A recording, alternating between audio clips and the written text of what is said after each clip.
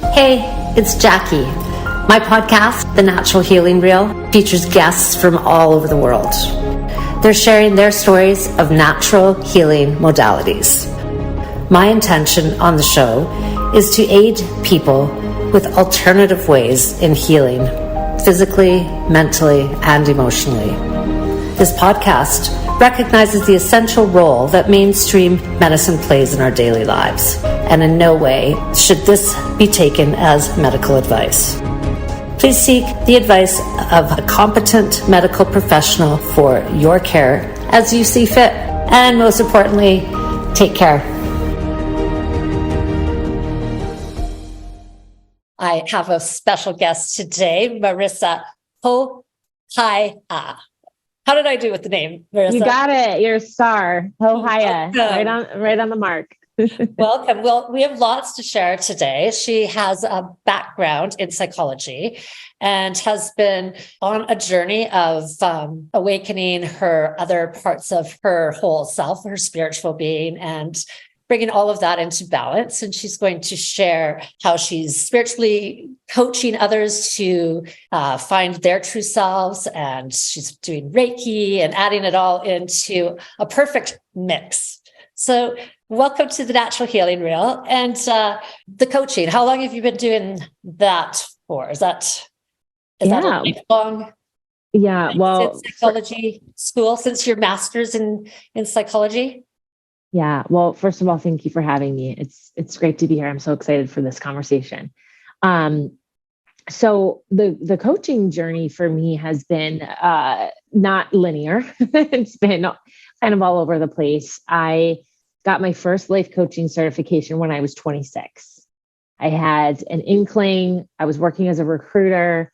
I felt like there was something more that I was meant to contribute to the world, and happened upon, or maybe didn't happen upon, because we don't believe in coincidences, but happened upon a life coaching certification and completed that, and was really excited to dive into that career choice. But at that point in time, having not really matured and done my inner work or healed my trauma, I was really held back by a ton of self-doubt, fears about imposter syndrome. I just wasn't in a place of experience where I could really embody my purpose yet. And so I turned away from it. I kept recruiting and I had a lot of success in that realm for many years. I took a little career break to have kids, but then, it came back around to me. And I think our purpose always does. It never really leaves us. It keeps calling and calling. And it got loud enough to where during COVID, when my recruiting business really fell off, I was able to lean into that a little bit more. I had the time and the energy and the excitement. And so I listened to that inner nudge and started really getting back into bringing that out and fostering and building this coaching practice. So I've started with that in 2020. In the middle of COVID, as I think a lot of people sort of found their path and their new doors opened for them, right? As much as many were closing, they kind of pursued new things. So I've been doing that for the past 3 years, and that has evolved. And it's just been such a pleasure. And I think that happened for a lot of people. It gave us that break to really reevaluate, didn't it? Like a lot of businesses. Absolutely. Died and everything they knew was not there anymore. So interesting. And you're a single mom now. You're raising 2 boys. I am. Yep. Doing all of this as a single mom right now. Yeah. You. It's a big job. Thank you. I am fortunate. I have some great help. So, I think learning to ask for help has been very important lesson for me in entrepreneurship, regardless of what you're doing, right? It's just learning that it's okay to ask for help and not being ashamed. And making peace with that has been huge for me, and really framing it in a way that I'm not necessarily weak and activating all those limited beliefs, but really understanding that sometimes in asking for help and not taking on everything alone, that you're actually doing yourself a favor. You're actually making your life better and your kids' lives better. So it's been a huge blessing for me to have assistance. Yeah, absolutely. And I think that that's the way it should be, right? Because we're not all good at everything like we're trying to be. Yeah. And I think that's part of the women people pleaser, super mom, work, kids, all that. Do you think? Oh, absolutely. Yeah. And I don't know how you feel, but to your earlier point about COVID and, people kind of changing their thinking and their mindset and their awareness. I do believe maybe it was a collective energy thing, right? But I do think a lot of women, and specifically through COVID, have taken a really hard look at themselves. And I think now there's more of a focus on, making some of these difficult challenges that women face more normal and taking the shame and the guilt off of them, which is allowing a lot of people to actually move forward and actually do the work that they need to do to step into something different for themselves and to start to create that. And where I tend to take over with a lot of these women is the how, and then how do I get to the next step? I'm giving myself permission for the first time in my life. I am seeing very clearly that this is not what I want. This wasn't what my life was designed to be. I kind of fell into this path, and how do I transition into creating what I really want instead of just going along with the flow of life? And how do I actually take back that power and that control and create something with purpose and meaning that's fulfilling? Okay. So huge, right? And I feel that I've had that really deep awareness as well through this experience. I'm sure that many other people have as well. Do you feel that it's like the societal unawareness that we're all it's the box that we're all fitting into? And I kind of feel for myself that, we're playing a role that we believe we're supposed to be playing, and we're trying to do it the best we can because we don't know who we truly are inside. We were talking about that earlier. Yeah, it's so interesting because I explain this to a lot of my clients. It's like, from my perspective, I feel like we go through our lives primarily up until our 30s, just repeating patterns. And then if you're lucky in your 30s, you may have some sort of identity crisis where you have this feeling or this sense that the life that has happened for you, although you've been a participant in it, you've been an unconscious participant in that creation. And there's this period where almost like a dark night of the soul, right? Where you might have some sort of question or inkling of like, is this what I am here for? And is there more? And if you give yourself permission to really unfold that, it gets uncomfortable and messy, but then you have an opportunity to clear that out and to manifest something new and to really get in touch with who you are. And that's alignment. That's, I think, what everybody wants is alignment. But that alignment requires a lot of awareness and really a ton of work, a ton of inner work. It really takes that ego. Like you really have to just step forward and go, yeah, no, I'm wrong. And then when you do it, it's like, yeah, okay, that wasn't so bad. Right. Or, like, I don't know what I'm supposed to be doing. And it's so hard to see it when you're in it and it's your own life. I heard this analogy and I love this story. It's like, when we're born, we're this perfectly perfect, imperfect, divine kind of being. And then the psychology of human development and the human experience is that we figure out very early on what we need to do to be loved and to feel safe. So we start to develop this identity to fit within that space so that we can feel safe and loved. And that's the motivation as a child. That's really all that we want and need, right? Is to survive and to feel okay. So then as we go through different stages of life and we enter into different environments, school, college, friend groups, we develop more and more identities, right? So we just keep piling on all these identities that basically bury that perfect inner person that we were when we arrived in this lifetime. And we get so lost in all of these different identities that we accumulate and that we're molding ourselves into as life goes on. And I think our primary spiritual work in this life is to get back to who we really are. And that's really hard to do because of a concept in psychology known as interference. So as we try to step into something that we've never done before, a new identity, albeit it might be our truest identity, but it's not one that we know very well. So our other selves will enter into the equation, and that's where all the negative self-talk and the doubt and the imposter syndrome all starts to creep in, and we turn away oftentimes. And the noble and difficult best thing to do is to lean in, right? Is to really dive deep into the mess instead of running away from it. But it's so hard to do. And especially when you're doing it by yourself, Well, it's because we haven't been taught this. It's not in society, right? We've been, from my understanding, our childhood, like our younger years when we're born through 5 to 7, Bruce Lipton's work and many others state that our whole foundation is based on our perception of what we see around us from our family, like that core beginning, right? And whatever residual stuff we've brought in from generations. Yeah. Yes.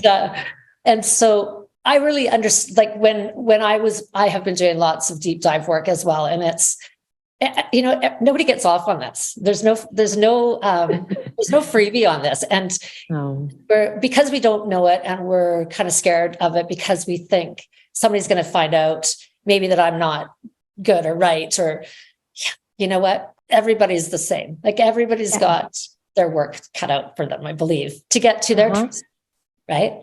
Yeah. Yeah. And it's hard work, but it's liberating work. Right. And I do believe that when you confront the things that you have repressed or avoided in the past, then you set yourself free. You set yourself free, you come back to the truth of who you are, and then you see the world through the lens of your higher self instead of your ego. And life actually becomes so much easier. And I'm sure you've been through the same thing. So, well, and I think I was reading, with on your bio about that exactly, and how it's our perception, right? It's how we're perceiving and how much are we actually perceiving, right? Yes. We've got all this negative 50 to 80,000 thoughts running in that subconscious all day, which aren't even really truth. They're just like a computer chip, they say, right? Things that we've over and over, that by the third or fourth time, apparently our brain believes it as truth. Well, is it true? Usually if you listen and check in, it's usually not, needs an upgrade, needs to be replaced with the new story about actually who you really are, right? Yeah, the mind is so powerful. And I, from my personal experience, not having a spiritual connection at all for the majority of my life, and not being a spiritual person and not having done any spiritual development, when you aren't nurturing that part of yourself, then you're living only in your mind. And the mind is only a part of who we are. And the mind is actually wired for safety. It's wired for fear. It's wired for, it's on high alert. That's what the brain is designed to do. It's to keep us safe, and it's wired for repetition. So when you are living in your mind, that's all that you're ever going to see. It's the only perspective you can see. It's a limited perspective, right? That's why limited beliefs exist in the mind. And what's so interesting about trauma, and I'm not talking about just car accidents or, large deaths, large scale events, whatever, war. I'm talking about all of the little things. Anytime that you have a heightened negative sense or a heightened negative state of emotion for, 5 minutes to 24 hours, what happens in that experience is that we make decisions. We make really critical decisions about ourselves and about the world that are very covert. Like, oh, I must not be worthy, right? Or I must be unlovable. And we make these really critical decisions about ourselves and about the world when we're very young, and we don't have the wisdom or the experience to disprove that within ourselves. So then we carry this what you're forward. saying is so huge right now, because that then we have that thought. We think that if we do that activity again, we're going to have that same experience. Yeah. So we don't do it. And that starts to build this wall of fear. And like you're talking about this limited belief, this is huge. So, I had to just interject there because I agree with you. Aware of that, this is like this simple thing that we're not really paying attention to can be destroying our lives, because what we're thinking about, we're attracting. Yes. Law of attraction, right? 100%. Whether we like it or not. And we're not aware half the time of what negative thoughts are rambling around in there. I wasn't. No, nobody is really, like, until you really, what changed for me, and this is the work that I do with my coaching clients, is when I did my spiritual coaching certification, and I got certified in this trauma release method called the E4 method. And simplifying it, I had to go back to those moments of trauma and actually re-experience it as if it was happening now, to release the negative charge and the emotion that I was holding in my body, because we're mind, body, and spirits, and the body doesn't know the difference between the past and the present. So in going back to that painful moment, you actually can allow the emotion to come forward and let it go. And I had to uncover in that moment, what did I decide about myself and about the world and about life? What were the decisions I made so I could bring them into my consciousness? Because to your point, they were just rattling around in my subconscious mind day in, day out. And then once I was aware of them, I could become what I call the conscious observer of my own thoughts. So I could actually be, waiting in the wings, peeking through the curtain and seeing what was going on in my mind before acting, instead of being on stage and just playing out this pattern or this old story. So it's really when you can detach from your thoughts and your mind, and you can see what's going on, and you raise your consciousness, you have that awareness that you can actually start to think differently. And then, thanks to neuroplasticity, rewire your brain. And then that becomes your norm. So, I mean, it's so powerful, like the answers really are in in the trauma, Yeah, they're all within us. They're not out there, right? Yes. But if you could find somebody who is a safe space, like yourself, a coach, somebody who's been through it, somebody who has the tools, and we all have, anybody who's coached or whatever, we've all learned from all these great teachers, right? Yeah. But we all have a different way and a different method. Yes. Really worked for us. And I love the going back. Like I did a lot of that, going back to the little girl. Yeah. And boy, oh boy, I can't believe the stuff that just was, I had no idea was in there, right? Yeah. And we are holding responsible, right? Like I was like blown away. I had stuff going on with my mom that I loved my mom. I had no idea that was in there, but I didn't trust. I have trust issues because she wasn't protecting me. She wasn't protecting herself, but I was so blown away when that came through. I was just like, what? Like I never ever would have come up with that had I not had a coach and have like the tools to just. Wow. And the courage, you have the courage to go there, when it gets bad enough, right? You have to, on my third tower, when you hit rock bottom, they say it's a gift, right? And I, now that I'm coming up the other side of it, I do know that it is a gift, and really hard to say those words when you're in the thick of it and going, what, why you do this to me? Wrong questions as well. Right. Yeah. And I think also when you go through that healing journey and you recognize the themes, because they all reinforce each other. So if your trauma early on is, I'm not worthy, right? Or I'm too much, then everything that you start to see in the world through the rest of your life starts to reinforce that principle, that idea. So what's really interesting is then when you start to kind of look at how that's influencing your future circumstances, right? And when you can then start to believe something different, come back to the truth, then you can really start to powerfully create something new and really start seeing evidence of that showing up in your circumstances. Talk to us about how you came to the understanding and the and what tools you have of perception to separate the mind, body, spirit. Yeah, because it's a tough one. I think when we don't know about, we're not in a society that believes that, first of all, and the whole spiritual piece. It's either you're religious or you're spiritual, right? Then so you say you're spiritual, people are like, oh gosh, she's going to church, right?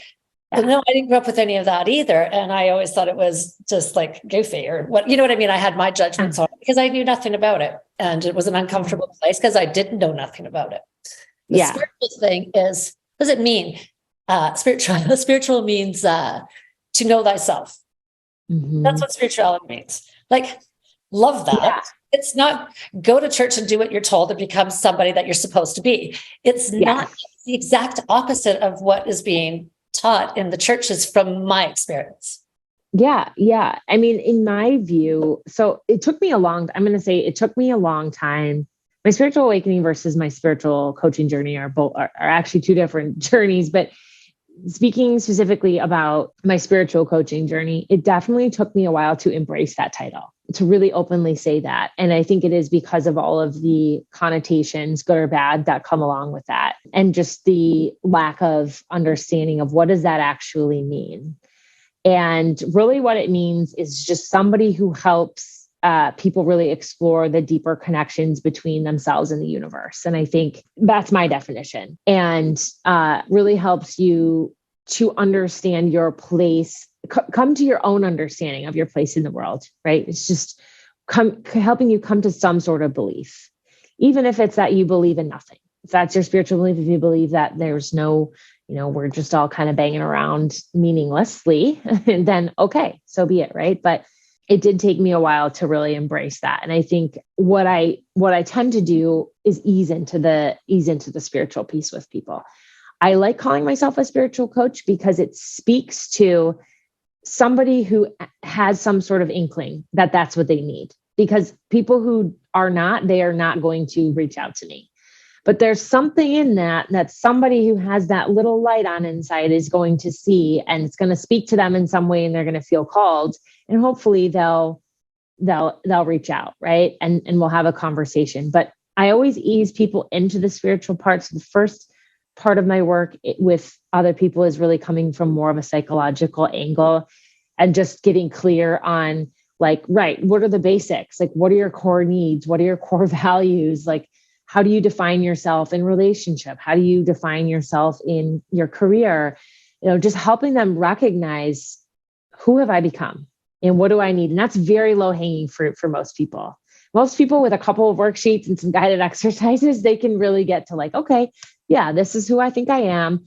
And this is how I operate. And this is what I need. These are my needs. Right. And then the second phase is really, okay, well, let's talk about where you want to go and who you really think you are. And so that's a much deeper layer, and that requires a lot of introspection and learning to hear your inner voice. And so there's a lot of, meditation and more of like a spiritual practice starts to come into the picture then.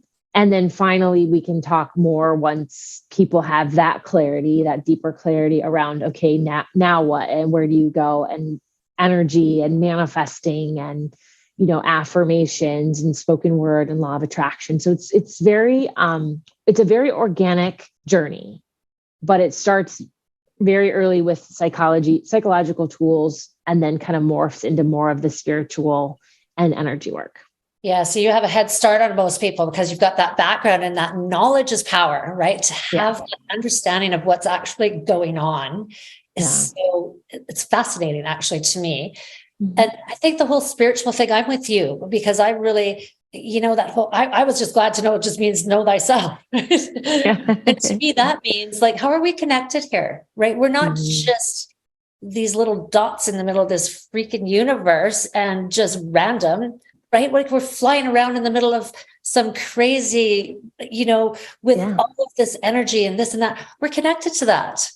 And when I started to understand that was kind of my way to kind of be able to see that the separate, like that there's the mind, obviously there's the body, but how to find that connection to be able to tap into that something else that's, it's like, I still think I'm 20, that it's that thing inside that consciousness. Yes. Well, I think we're living in such an interesting time because there are people like Joe Dispenza and many others out there, right? Who are really taking a different look at how, at that connection. And there is a whole movement happening within science that is kind of coming alongside some of the long-standing spiritual concepts and aligning and giving a different level of credence to some of the things that maybe we've felt inside for a long time or thought that we knew about the world, or some of us. And I think that's just the nature of human evolution, is we're coming into a new time collectively where we're able to know more. We're able to know more. I mean, it's just like anything in the world. It's like at one point in time, we couldn't build cars. And at one point in time, we couldn't make fire. Right? But life really is that simple, isn't it? Yeah. Yeah, I really do. I just think it's just an evolution of human consciousness and an expanded ability to quantify and qualify new information that gives us some really powerful insight and raises a lot of interesting, thought-provoking questions around what we have historically maybe held to be ultimate truth that is not ultimate truth, but really more relative truth. Well, and I think right there, what you're saying is once you have that land, that's truth, you can't not see that anymore. You can't unsee it. It's there. No. And so how do you pretend that it's not? It's just once that happens, there's this journey that starts. And then you want to understand it, and you want to know more, and you want to figure out what am I doing here? What is this? How do I function in this universe? Right. Yeah. And how do I make sense of that in my daily life? Like, you see people, very mainstream people, talking about even Oprah, right? Talking about manifesting, and, people are on Instagram or wherever they go, and they're looking for inspiration, and they see this and they hear this from their favorite influencers, and they're like, well, how do I do that? And is that out of reach for me? Is that just, for these massive superstars? And that's it, right? It's just how do we do that? And I think now more than ever before, we're figuring that out, and there are a lot more resources available for people. Okay, I just have to say, I just love Oprah. I always loved Oprah. I still love Oprah. Who doesn't love Oprah? Right? She interviewed The Untethered Soul. I just had his name in my head. And it is the best book for him explaining how to see that. Like, I have girlfriends that are like, whatever, Jackie, right? They can't grasp that there's something, that we're energy and that we're infinite, right? And and I get that, because we don't see any of that. Michael Singer, The Untethered Soul. And honest to goodness, I bought everybody that book. Like, was doing the Oprah thing, but he's like, just close your eyes and say hello, or like quiet, like within you, right? And then hello. And when you do that, it's like, okay, now who was listening? How do you know that you were saying hello? Right. And how can you deny that? Right. Somebody is listening to you saying hello. You're the watcher. But I think that is such a phenomenal book for people to have, to really simply understand what we're talking about, because it's important. And it's I think the groundwork for really building a good foundation for ourselves to, be able to tap in and to be able to, we've got all this power within ourselves, right? That we don't Absolutely. we don't know about, we're all geniuses, right? Yeah. But we've been so busy our whole life believing that we're not good enough. We're not smart enough. We live in this competitive world where one wins. There's not everybody wins, just the one. Yeah. Right? As soon as you start to compare, which is a society thing, all of a sudden all the joy is gone, right? Well, she's got this or did it. Ooh, it's just such a destructive, negative. And it's a society thing that people are not aware of. Everybody just does it. The judgment, the this, the that. It's so destructive. And this work takes you right out of that. It does. I couldn't agree more. I could not agree more. And I think it's an interesting conversation because when I hear you saying that, what I think about is that, again, kind of coming back to the journey of being human. And when we are born and we come into this life, we're so pure, and we are kind of clear, if you will. And then nobody teaches us about the ego and the soul.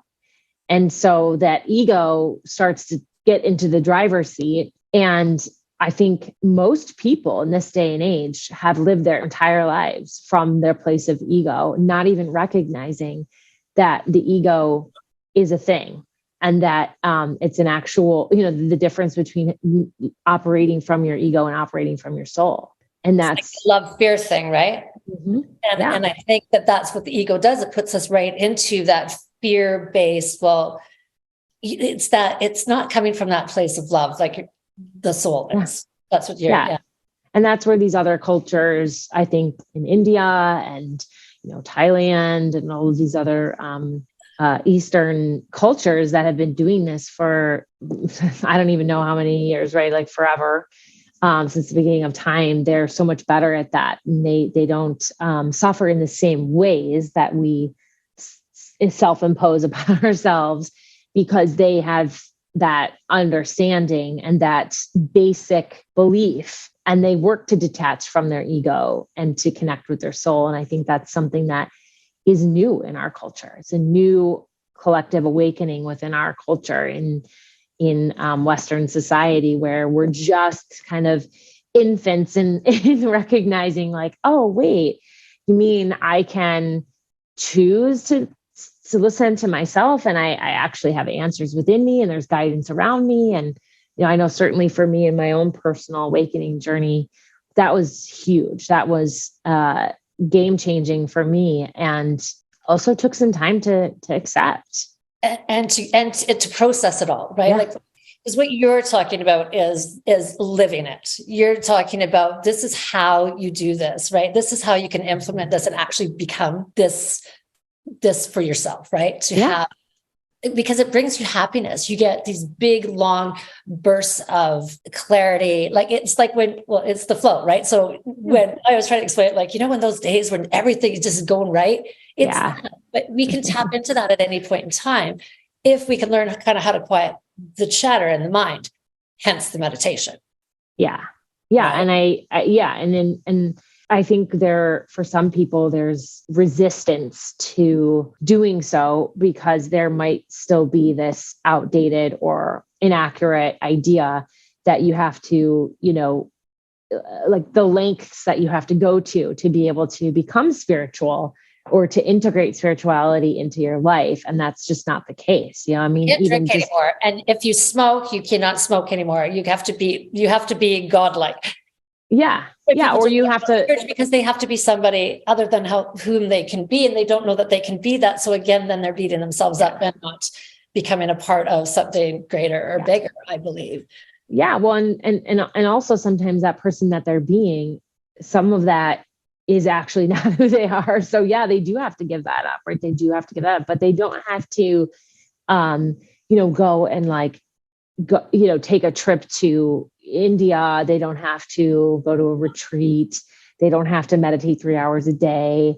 They don't they don't have to change their lifestyle based on the moon. Like all of these ideas that people have about what it means in practicality in their day-to-day lives. It's just, we overcomplicate everything, I think, as humans. I'm sorry, I have to interject again, because that is so big. And if people understood how simplistic it can be, right? You don't have to go and do all that stuff. And nobody needs to know that you're counting backwards from 10 a couple of times to release a spiral that's going to start of negative, right? Like it's like you can do these simple things, but golfing, I learned how to golf. Yeah, that's amazing. And I'm going to tell you what, it's a meditation. You cannot be thinking and be golfing at the same time. And so my friend who we grew up together, and he's been teaching me, and I can't tell you, he doesn't know anything about this work, but he's living that work through this practice of being an athlete, right? Because you need to have that's a muscle.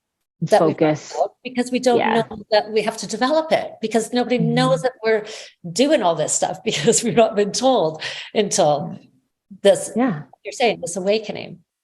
So tell us what you're doing to help. How do people get a hold of you? And if they wanted to do some work with you, what does that look like? Yeah. So I do one-to-one work. I run a 12-week program. And that's, like I said, multifaceted, kind of 3-step from clarity to then reprogramming and getting aligned and free of trauma, some healing work, and then moving into more of that manifestation zone. So I do that work one-to-one. I'm also really excited because I'm just launching out a group program. So I haven't shared a lot of details yet online, but that is an 8-week group program that's starting in April called the Expansion Lab. So it's a lot of really cool, fun experimentation, really practical tools and frameworks and exercises and pre-recorded videos and live group calls, just a bunch of stuff, all things expansion, to really help people kind of just shift to that next level and just get unstuck. People who really want big, significant change. So people can find me on Instagram is usually where I hang. So that's just Marisa, Marisa Hohaia, Hohaia. Probably need to change that at some point, make it more simple. But they can find me on Instagram. We have all of that information posted. Yeah. So that if they don't get it done right now, they don't need to worry. Yeah. And then they can visit my website and they can email me. But DMs are great. Expansion Lab, excuse me. How great is that? Right? Thank you. So this is what else happens, right? As you tap into your creative flow, right? And we've got this huge vessel of stuff that starts to come out of us that's so much fun. And then collaborating with other like-minded people, right? Yeah. The group thing, I think, is fun because, you know, once somebody gets some bearings about that they're okay and they already are whole and perfect, right? Yes. The rest of us, we're not as broken or we're not supposed to be. We just have these beliefs that we need to get rid of. So once you do that one-on-one work and they can jump into the Expansion Lab, right? Then you're meeting like-minded people that you can, that was one thing I hadn't really had in my life was understood what I was talking about with energy or this or that. And I just assumed that everybody knew that. But, you know, I think that that's a great thing to have that community. Yeah. I mean, you know, for some people, if they have a lot of healing to do and a lot of heavy trauma, doing that work one-to-one feels more comfortable and feels more safe. And having that attention and that deep dive is necessary. And for some people, they just really, they don't have as much. They maybe have done some therapy already and they feel like they've reached a certain place of peace and they really just want to move forward. And so the Expansion Lab is really about expanding. It's about moving forward and the tools and the conversations and the knowledge and the wisdom to do that. So one other thing, when people are unaware, like they haven't really started down this path and they're like, well, I'm good. I don't need that. Right. What would they start to notice within themselves to know that they do actually or they would really benefit, like their life would really shift if they're having certain patterns happen? What kind of patterns would those be that they would notice that they should Great question. think of? Yeah. So a lot of self-sacrificing, a lot of self-sabotage, a lot of people pleasing, a lot of fear, anxiety. And the number one thing that people say to me over and over again is just, I'm just so stuck and frustrated and fed up with never getting to where I want to be. They feel like they have no power.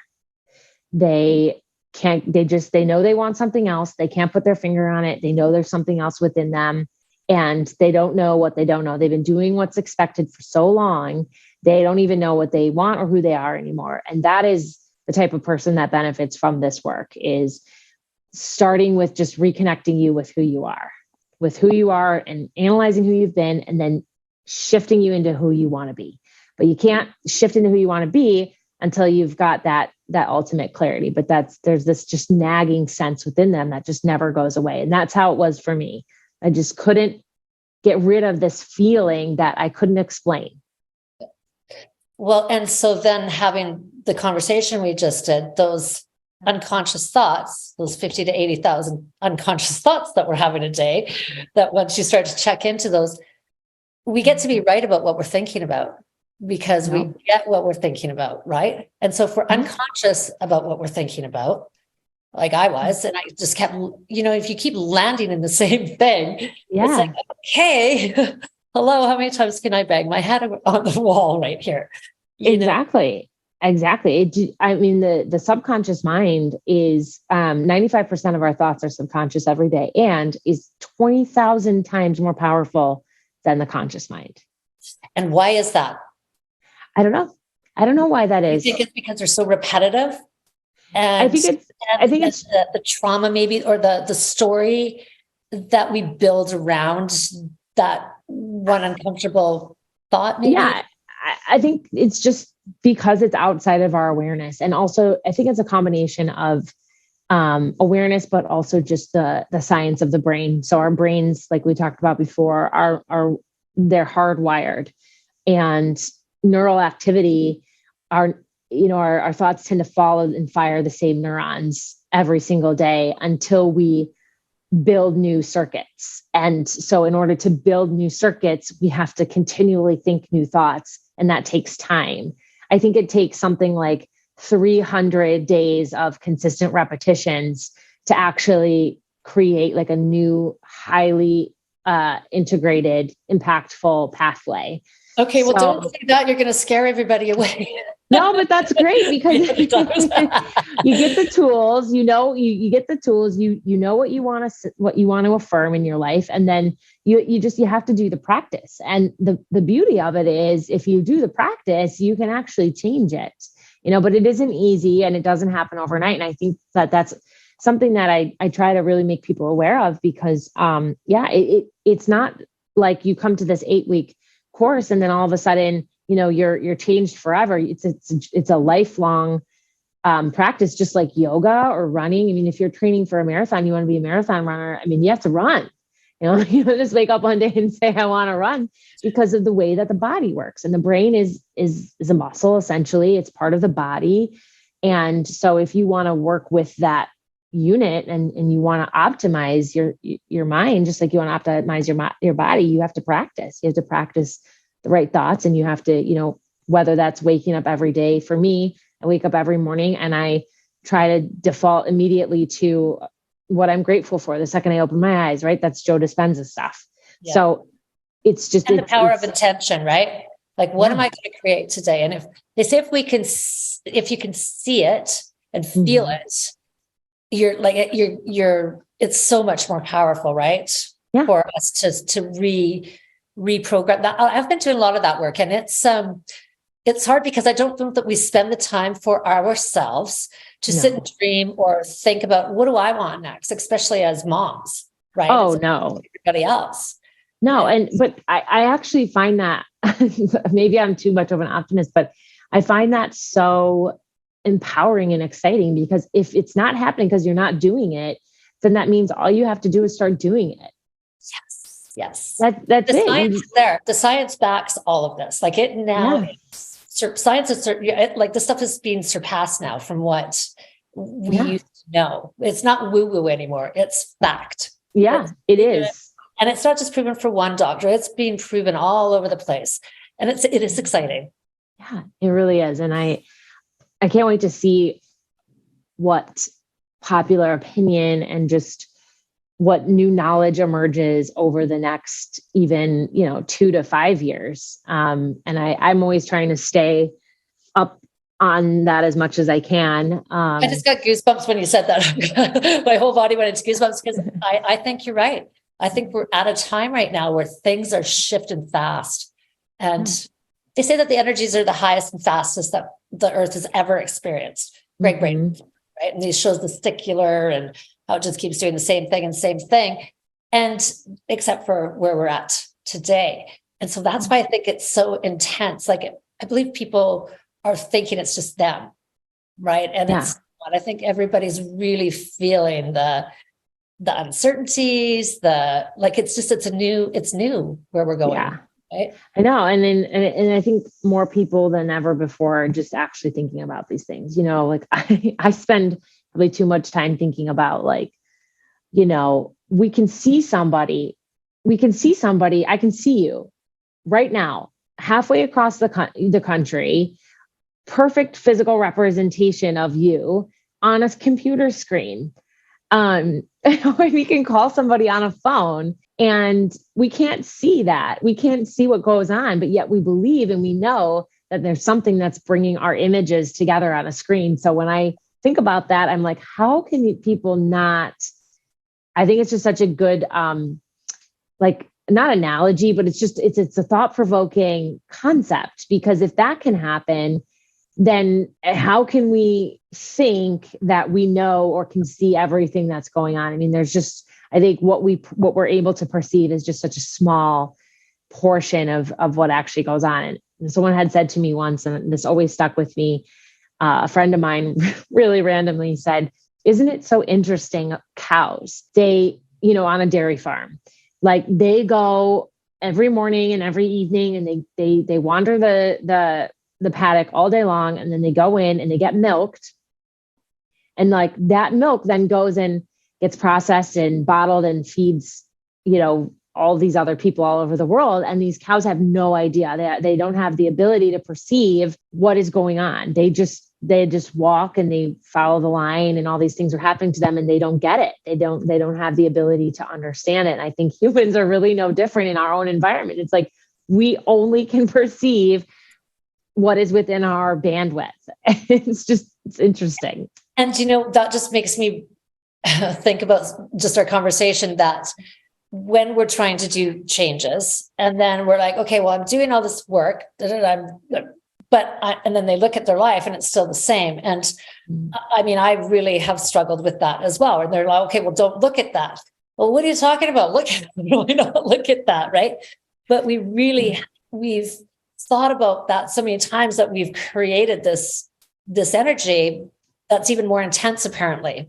And we're just not, so when we're not seeing it yet, we need to just trust and know that if we can feel it and think it, that it's already being created. It's just not in manifest yet. Yeah. One of the things that I think is really important about, and I think the spiritual community has some work to do in this. And I think there's a fine line between recognizing the reality of your current circumstances and also feeling into the future and visualizing into the future, and not just completely steamrolling your current experience, right? I think like sometimes in the spiritual community, there can be such a emphasis on like imagining and visualizing that you almost end up just avoiding and suppressing what you're dealing with now. And I think you have to really strike a balance. And that's something that I really encourage with all my clients, is to really also feel their feelings, but not get caught up in the story. Let the feelings come, see the story for what it is, let it out, but then go back to truth. Go back to the truth, get out of the story. Don't sit with it for 5 days and then self-sabotage. That's the key right there. It's the story we tell. And we're so good at the story, and we all tell the story, and we're all victims. And it's like, how can I not see that? How can I not share that? And we all have that. And it's so unfair. But if we're going to stay there, then that we get to stay there. And so we have to, that was what when you're stuck somewhere, I've been stuck somewhere, it was like a long, deep dive. And it was like, right? Like what? dig, right? And just having the faith or whatever, that understanding that it doesn't matter that it's not here yet, right? It's all in divine timing. Yes. And the process, like you're saying, is so important. There's so many golden nuggets that have come to me from just stay in the process and knowing that, there's something very divine going on here. And, we've just created all this right, wrong, good, bad, Yes. Because sometimes we're not actually stuck, right? It is a process, to use your words. It's, sometimes we're not stuck. It's that we're in the middle of something, or like we're processing something, we're expanding, we're learning, we're adapting. Things don't just instantaneously. We live in instant gratification, right? And so I know when we were doing the Joe Dispenza stuff, we were on this cruise, and people, they're saying to me, "Well, I did the meditation. It's not here," and I'm like, "Really? Did they just say that?" But you know what? Don't know. We don't have that understanding and information. And though it seems so simple and ridiculous, it actually really is important to understand that we created this for a long time, these thoughts, right? And so if we're in a situation, it doesn't feel good, just be grateful that that you're pivoting and going the other way. Right? Yeah. It's so nuanced, I think manifesting and spiritual growth, there's so many pieces and parts, and it can be a little overwhelming to be like, well, I have to keep my vibration high, and I have to know and visualize what I want, but I can't be too attached. And that's why we need you. That's why it's so important. And I know people feel, oh, well, I don't have enough money and I don't have any. Well, you know what? You get to be right. You get to be right about that all day long. And so why don't you step out of that box for a moment and say, you know what? I can't afford it. And then all of a sudden you're affording it. And then all of a sudden that coach like yourself pulls you through something that probably would take us freaking 10, 15 years to get through ourselves. Yes. Ourselves, like you said, right? And that's really the thing, is just, how, whatever it is that people want to go through, or they want to get through, or they want to, whatever point B they want to be at. Everybody is capable of doing that on their own, but it's how do you want to do that? How quickly do you want to do that? Do you want to do it alone? Do you want to do it the hardest way possible, or not? Right. I think that's really, but everybody has that choice. And I totally respect that choice. And I'm here for those people that want a thought partner and a co-creator. And that's what it is. It's a co-creator, right? And somebody being able to say, oh, you're just, you know what, when we can't see ourselves, just to have that, it's just so huge for me. It has been like a life-changing. Me too. You can't get up off the floor sometimes, but when you know that you've got a lifeline and somebody who's not judging you, somebody who has the tools, somebody who's lifting you, which we're not used to. We're used to everybody trying to step on top of us to get up the next rank. This isn't that. This is such a totally different paradigm. And it's not counseling. It's giving and sharing awareness and tools to become who you are and get in power of your own life, right? Which you have done yourself. You've gone from the one to the other, and it's like the difference is what? Night and day. Yeah, I don't even know. I honestly can say, I don't even know how I lived my life for as long as I did, how I did, just so asleep at the wheel, just totally asleep at the wheel. I actually feel like such a different person. It feels like a different lifetime to me. And that's all stuff within me, right? I mean, yes, I changed my external circumstances, but it was really my internal world that needed to change. And I feel different. I feel so different, but it took me a while to get there. And, I worked with a therapist. I worked with a spiritual mentor. I worked with a medium. I worked with Reiki practitioners. I mean, I really did it all because I was like, I don't know. And I don't know if this thing is within me. And I just want to find something and make it work. And luckily for me, there were pieces and parts of all of that worked. Right. And it wasn't healing is never a linear journey. And so I've been able to take all of those same things and pour those into a safe container for other people. What a great conversation. I am so grateful that you came and had this conversation with me today. You're a gift. I feel so honored. Thank you so much for having me. Yeah, me too. I could talk all day with you, Jackie. Right? I know, I love this stuff. And so I think you have a book that's in the making. I do. I knew that. How did I know that? And I just got another whole chill down my body. There we go. I didn't tell you that? Yep. Let's hear it. Let's wrap this up on that note, because we're going to get back together when it's out and you're going to share this. Yes, it's very new. That's probably the kick up the ass I needed, that I need to work on it this weekend, which I'm already aware. But yeah, it's called, the working title right now is Wake the F Up. And it is a guide to modern spiritual practices for high achieving women, essentially. So it's really just all the things we need to wake up to, and some practical tools and questions and concepts for people so that they can actually, they don't have time to go to a retreat, and they want the woo woo in their life.